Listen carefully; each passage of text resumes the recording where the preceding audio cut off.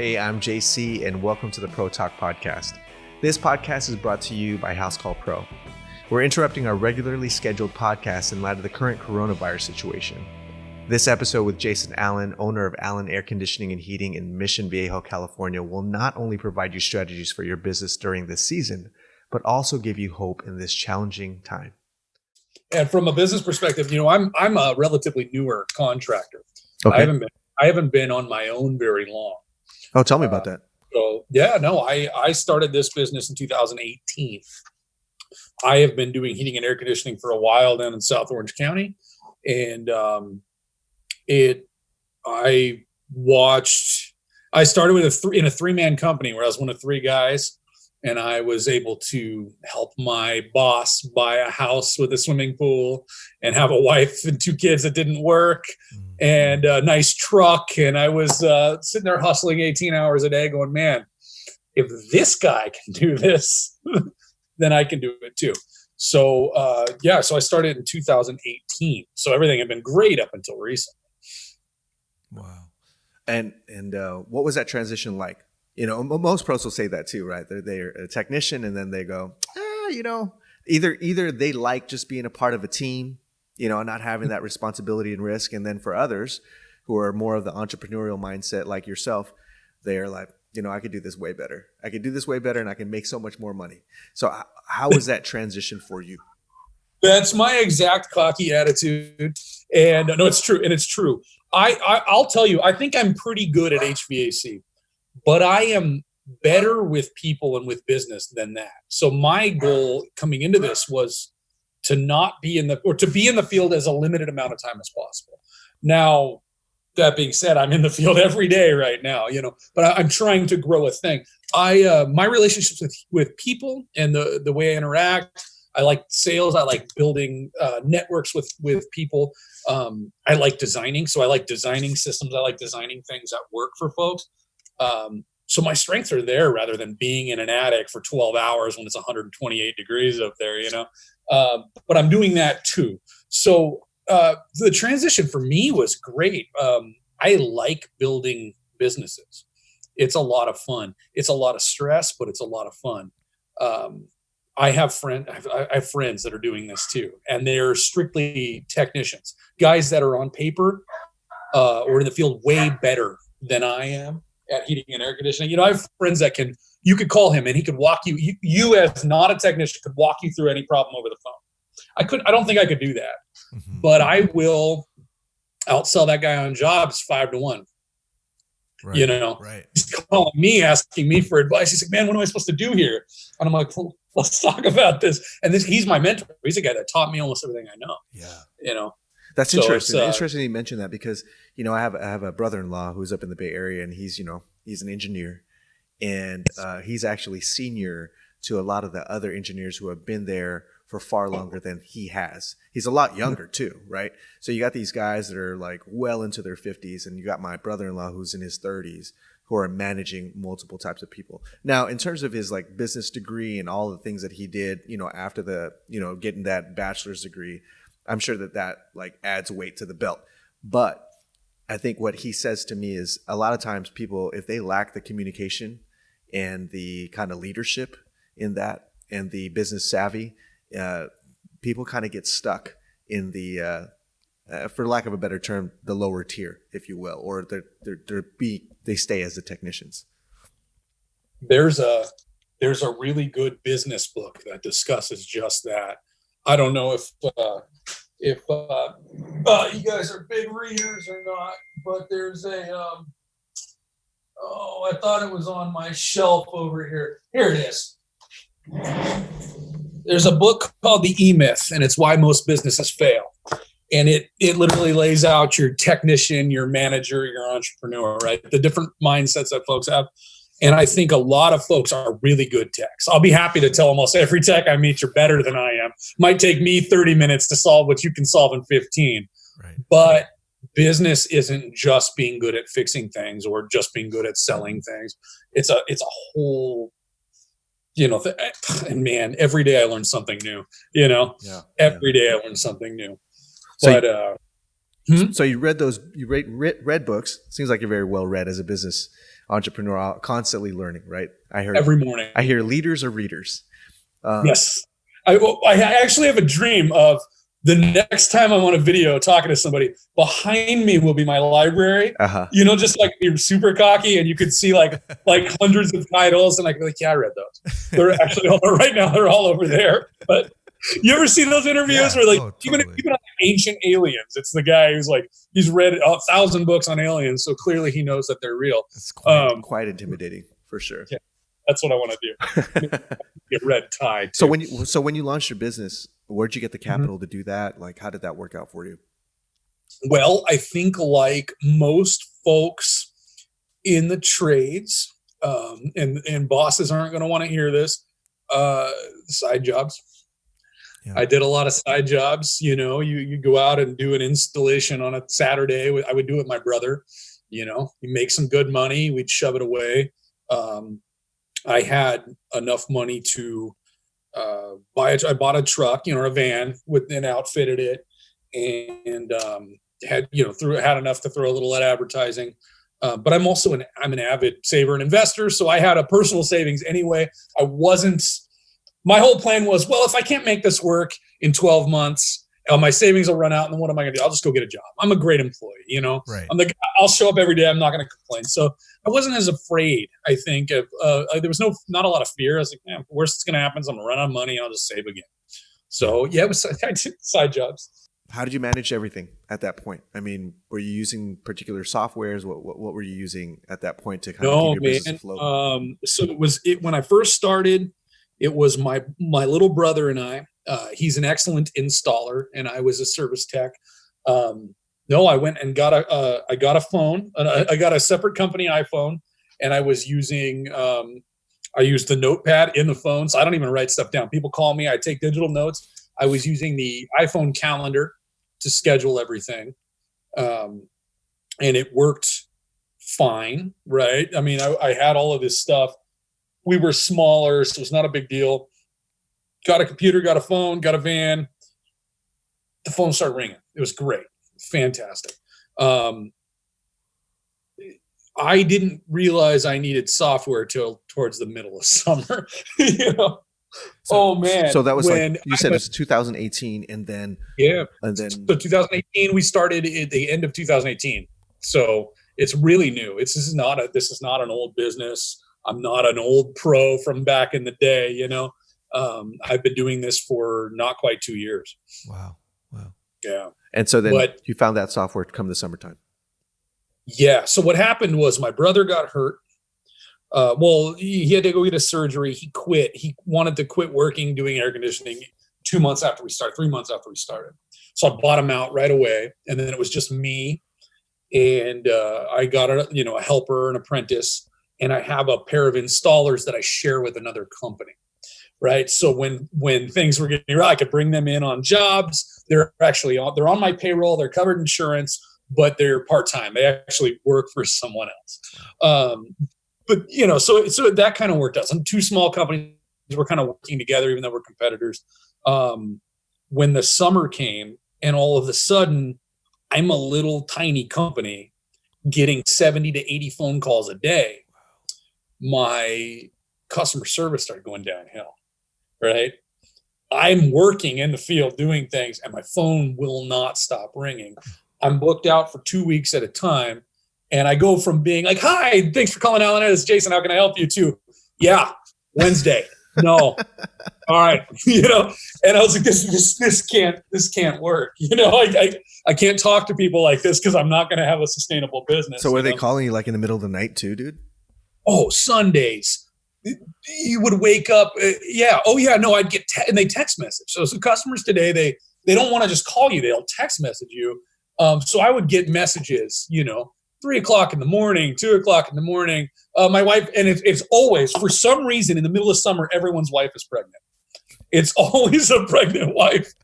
I'm like, dude, you don't even have a wife. No, I definitely do. And she's pregnant and you need to come here right now.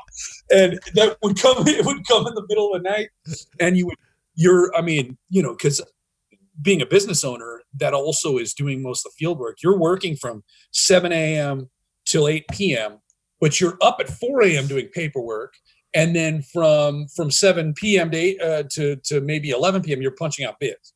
And then you're sleeping. And that's all you would do for 4 or 5 months until you are not nice to people anymore. So, so I'm a punch. So what would happen towards the end is I would get something and I would forget to put it in my calendar, or I would accidentally double schedule something. Right. So this was all after Labor Day. We had a heat wave after Labor Day. So once we're in September, I was struggling. It was really difficult. I probably could have used 2 more guys, but my organizational system was poor.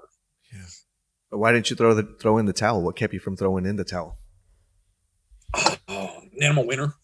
No, I mean, the money's good, right? In the summer, right? So the not having a boss is awesome, right? I think most business owners. No, I have a million bosses, right? I mean, all my clients are in charge, but I worked for the same company for years and years and years.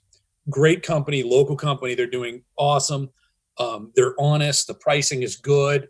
They're great. I won't name drop them because my old boss hates me. And he tells everyone I know that I'm this name, and that he's so mad that I left.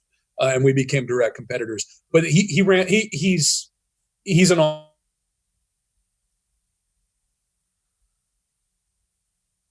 I wanted to kind of carry that tradition on. So part of that was to not have to go back there and say, give me a job. There you go. Right. There we go. Because that guy, man, it didn't work. I don't want to go say, give me a job. I wanted to go over there and be like, well, man, how are you doing? Because I'm doing great. Right.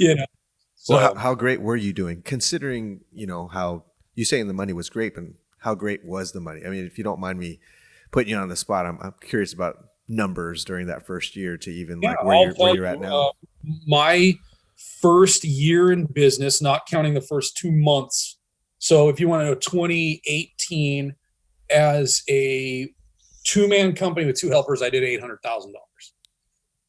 Wow. And my margins were, roughly, I got to keep roughly 50% of that. Right. So 2019 was freaking phenomenal. I feel very blessed. And I've never really said that out loud to anybody, only because I'm not if you see the way I live, I don't live like I made $400,000 last year.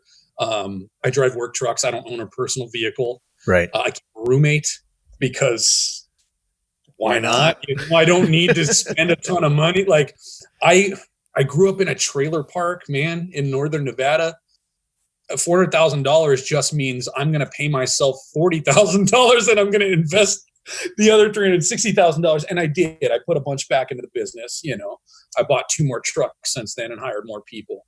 But yeah, last year was incredible. And until this recent stuff, we were on track to double it. Right. So my plan was to double it. I hired a business consultant. I brought on people, and we were looking to do 1.6 this year. And now, it may not happen, right? Because who knows what's going to who's going to spend money. Yeah. Well, before we even jump into that, just where you're at and how the goal has kind of been interrupted here. Mm-hmm. What software did you end up discovering to kind of help you stay a little bit more organized during that time? The money was great, but your organization was a little out of sync. So yes. So to backtrack slightly, towards the end, I was doing bananas. I was like, all right, well, I have to do something. I am willing now to take some of this money and hire somebody to answer my phones. But if somebody's answering my phones, they can't just be using the notepad and the calendar built into iPhone, right? Because that's what I did, but it worked for me. And so I started looking for field service softwares. And I tested a bunch of them. And there's good ones out there. There's full featured ones.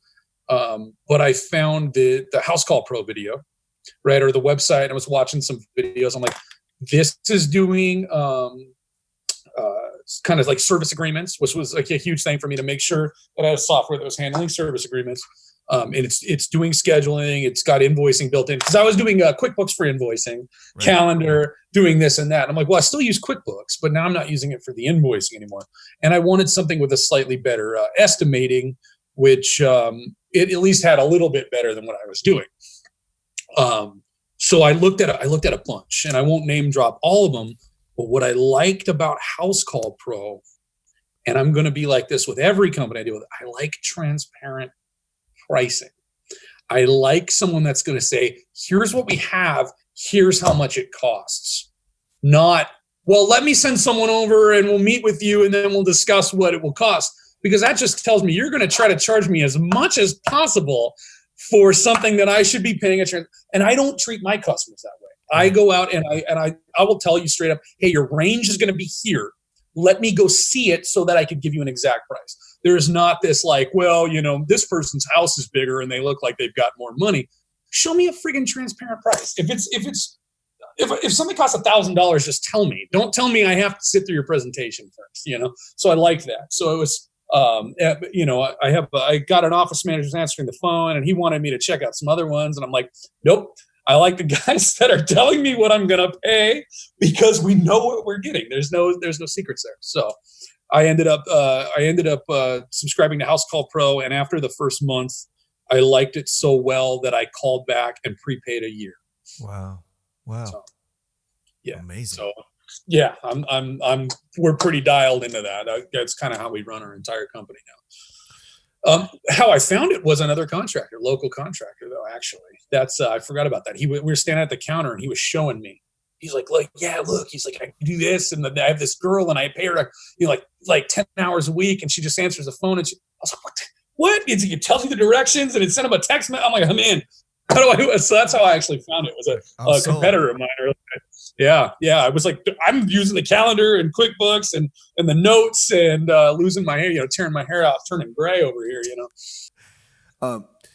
Touching onto the coronavirus and the difficulty. I mean, well, first of all, I am curious, how many people are in your company? How many trucks? We're small. How many jobs? I've got 3 full-time and 2 part-time guys. The part-time guys are awesome installers. They've been doing the job for decades. They run their own truck. They work for another company also. I own 3 trucks, and I have 1 office manager. So we're small. We run a small ship. My plan was up until recently to hire a full-time installer come May or June, which I'm a little skeptical about how that's going to work now, but that was initially planned. So we're small. So like I said, we started in 2018 with 2 of us. And in 2019, we had 3. And now this year we've got 6. The plan was to double, but some trouble right now. So yeah, given the current situation that we're in. And, when you were talking about launching your business, you typically, you were obviously business savvy, you were money savvy, smart with your money, investing, which allowed for you to take this on-ramp and take a risk for a year and see how it went. And if it didn't go how you thought it was going to go, you were like, well, I'm a great employee, so I'll go figure it out. I'll work for somebody.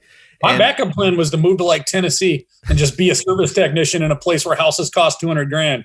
Because we live in the land of where houses are. I rent a house that's tiny and it's $800,000, right? And it's tiny. It's not a good house. Right. So no, I was like, I'll just move somewhere where houses are $200,000. I'll go work for $25 an hour, and I'll have some dogs and I'll live a good life. So I wasn't afraid. I didn't have a lot of I don't come from much, so risk wasn't a big deal to me. I think that fear and risk is something that holds a lot of people back, and I just didn't care. I don't know.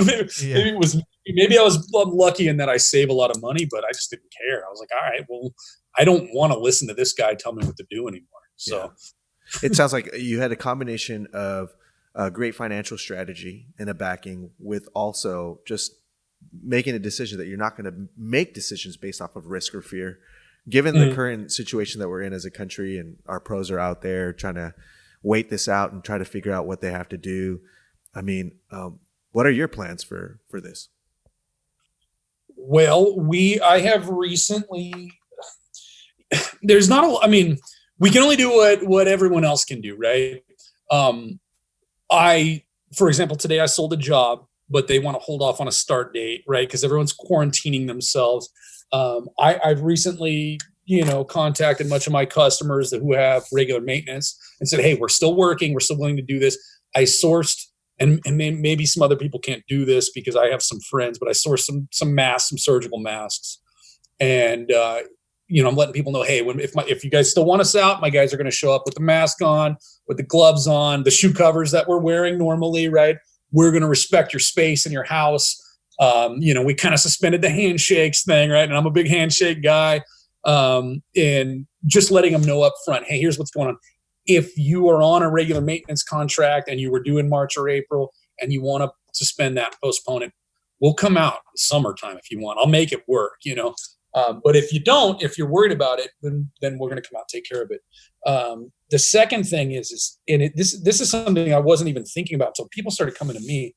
Now that everyone's staying at home and everyone's concerned about germs and all of this stuff, the indoor air quality stuff, which is a huge part of what we do, has become a big deal. People are asking me about that. So we're, I'm not telling people this stuff kills, coronaviruses and all of that. But if you're in the house anyway, the EPA is already telling you your indoor air quality is way worse than your outdoor air quality. Now you're at home with your 3 kids because all the schools are closed and you're sitting indoors all day. We have a lot of solutions that can help clean the air in your house, help, do a lot of things, purify what you're breathing. So it's a way that we can still make some money, while taking care of people in a time where nobody really wants to spend too much. I think the key is just to make sure that you're not over promising it or overselling it. Like, I'm not telling people, hey, this is gonna eliminate versus you guys are gonna all be safe. Just saying, hey, your house is going to benefit, your indoor air quality is going to benefit. It's only this much money. We're already here on your maintenance, and we're bringing your filter out in a sealed bag. And you kind of have to take a bunch of extra steps to make people comfortable. Right. Because at least for me and us, the phone is ringing much less than it should be, even during the slow time, right? Because priority. Plus, the weather is such that it's not a priority. You don't need to call me. So if you are going to call me, I need to make sure that you know that you're going to be taken care of, right? Right. So becoming a little more personal about it, a little more understanding. We've also made our trucks and our guys available to anybody that in our community that might need something. We've done a couple of toilet paper deliveries to some old customers. I'm like, I got guys like right now that. He's doing 2 calls this morning. He's going to be done by, he'll be done by noon. If I either going to send him home or if somebody calls me and says they need something, we're going to send him over there to do it for him.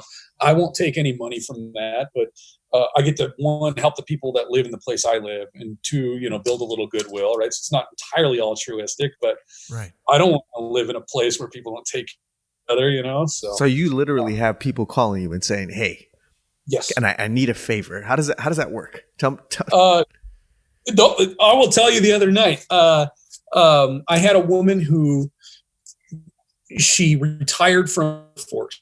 It was the Army or Air Force. She retired from the military, right? She's been waiting for her like pension or whatever the military gives her to kick in, right? She didn't have money. They needed heating and air conditioning. She happens to live in my neighborhood. So I said, you know what, we're going to come over. We're going to do this for you. Just pay me when it comes through, right? Well, it kept getting delayed and delayed and delayed. So she paid me in 3 checks. And she lives in my neighborhood. So the last night she owed me maybe like $2,000 left. And she's like, well, I got this check. I'm going to come over. And so she comes over, she the check. We're talking a little bit and she can't get the toilet paper, And I'm like, well, I know a guy works at a restaurant. They have a bunch. Let me call him tomorrow. I'll see what I can do. I call the guy. I'm like, he's like, dude, I get you like 6 rolls.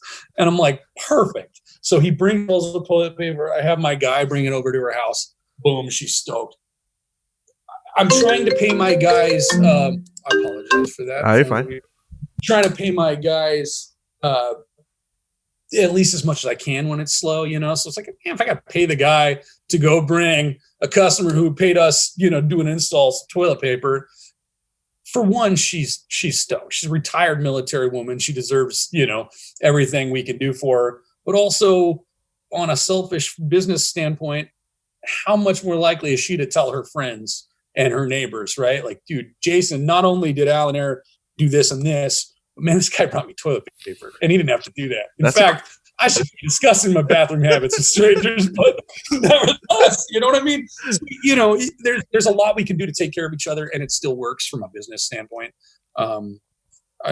it don't, it's maybe it sounds a little fake when you talk about it like that, but I think I would be doing this stuff anyway. I just, but it can also help, keep you going when we're all a little bit hurting, right? So yeah, a little good doesn't hurt. That's a good thing. For sure. So we think about different pros out there. I mean, not even just think about pros, right? Just in human nature, when things get tough, we pull back, take a look at the bigger picture, and then we start to wonder, how can we survive? And, from the human nature, you start to cut different things out. When you think about our pros and their businesses, as a person that is business savvy, money savvy, what would be your advice to them as they think about, cutting back to survive the current struggle that we're in?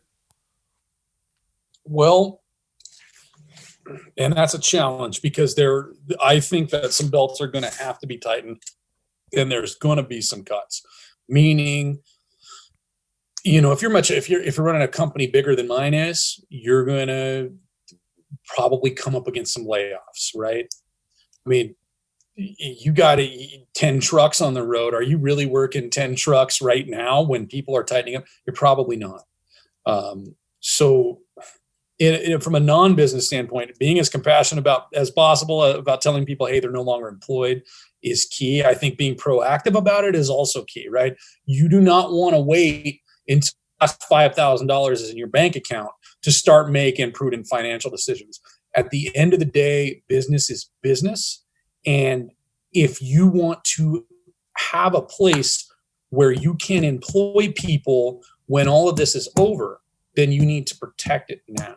And if that does mean cutting the fat, I know it sounds really bad, but if you have extra people, you care about them, you might have to get out in front of it and say, hey, you lay people off when you need to lay people off and they can catch the unemployment. I know the government's coming together to do stuff like that.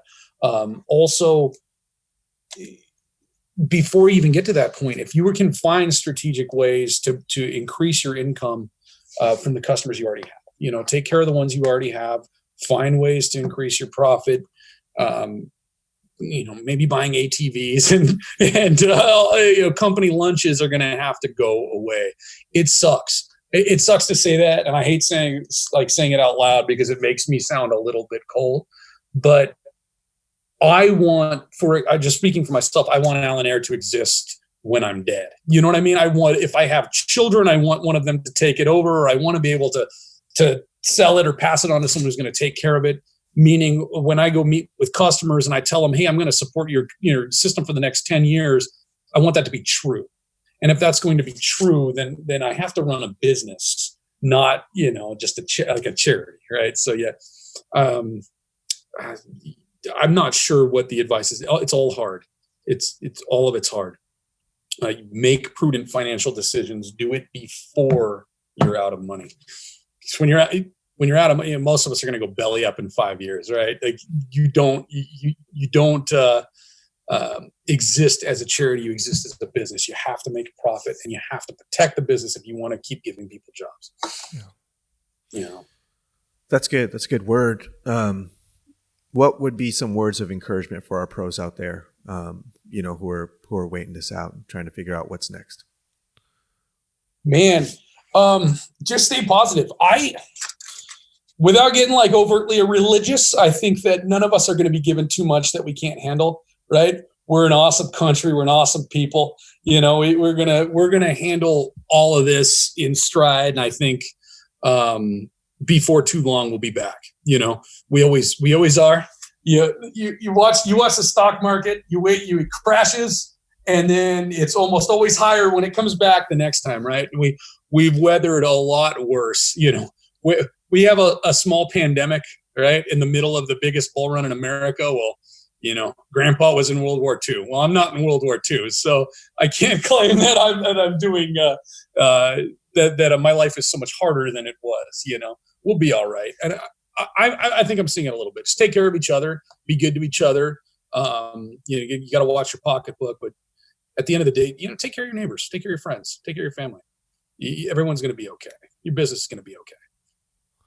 Man, well, thank you so much for your time. I really appreciate the words of encouragement, the practical advice, the strategy, you sharing your story and your experience. And that's a really good word of encouragement to end on. Thanks so much. Awesome, man. I appreciate it. All right. Of course, man. Thanks for tuning in to the Pro Talk podcast. For more information, go to housecallpro.com/coronavirus.